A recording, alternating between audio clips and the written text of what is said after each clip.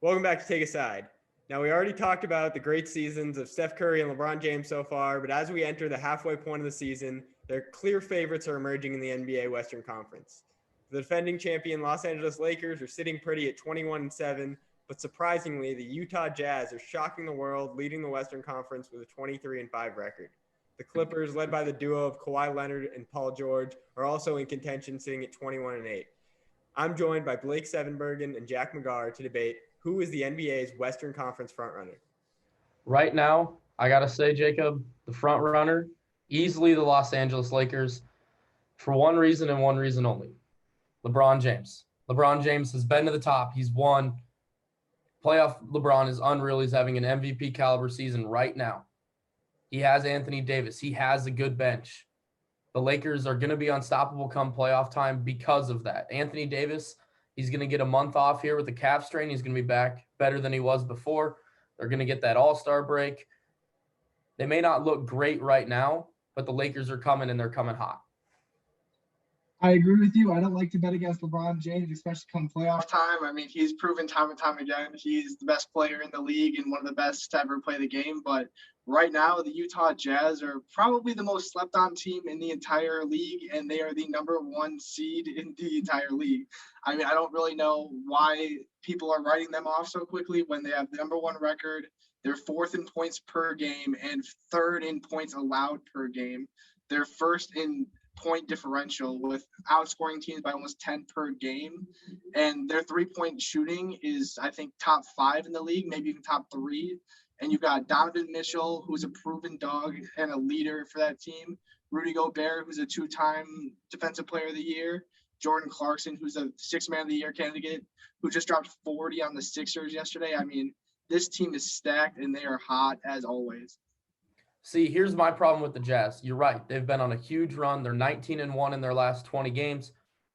But in those 20 games, they've played 3 elite teams. They've played Milwaukee, Denver, and then Philly last night. Other than that, they've played a bunch of teams that are towards the bottom of their conference, and their only loss is to the Denver team that is on the same level as them. That's the problem with the Jazz, is I don't think they've beaten anybody to put them in perspective with the rest of the league. But tomorrow, Friday, they play the Los Angeles Clippers, who I think is another team that has a great chance to make a run. You know, the Clippers are well coached. Ty Lue, good coach. They've got Kawhi. They've got Paul George. But they've proven they can win without him. They've proven they can win without Kawhi and Paul George. They did it just last night. Yeah, I mean, I think you're right there. I know the Jazz's opponents haven't been as strong as some of these other teams, but, I mean, they proved it last night, too, where they beat Philly. Embiid didn't play. He was a game-time decision. He ended up not playing, which was sad to see. But, I mean, when you're shooting over 40% as a team from 3, that's scary. Like, very few teams are going to beat you, and you have a top 3 defense along with a scoring offense like that. There are very few teams in this league that will beat you even come playoff time. I mean, if this team can keep their shooting numbers up, this is going to be a tough team to beat, and they will probably go to at least the conference finals. I agree to a certain extent. When a team's hot like the Jazz are, 40% from 3 is no joke. They are a legit basketball team.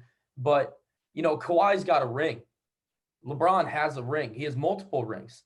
There's guys on the other 2 teams that have been to the top. They've even got to enjoy the view of winning a title, being on the top of the mountain. No one on the Utah team, like the leaders, Donovan Mitchell, has not won a ring. So that's my biggest concern with them. Come to the conference finals. I don't think they can get it done because of that. I agree. Age and experience is gonna, they're gonna stutter in the playoffs. But I think when you have a leader like Donovan Mitchell and Gobert that can help you in the pick and roll and that defense too, I really think they're gonna do wonders in the playoffs this year. I am looking forward to it. These 3 teams have been great contenders early. I'm very excited to see what will happen as the season continues. Well, that's all the time we have for today. Special thanks to Brady Silverwood for joining us again. Be sure to get on Sided, post your arguments, and take a side, and we'll see you again next week.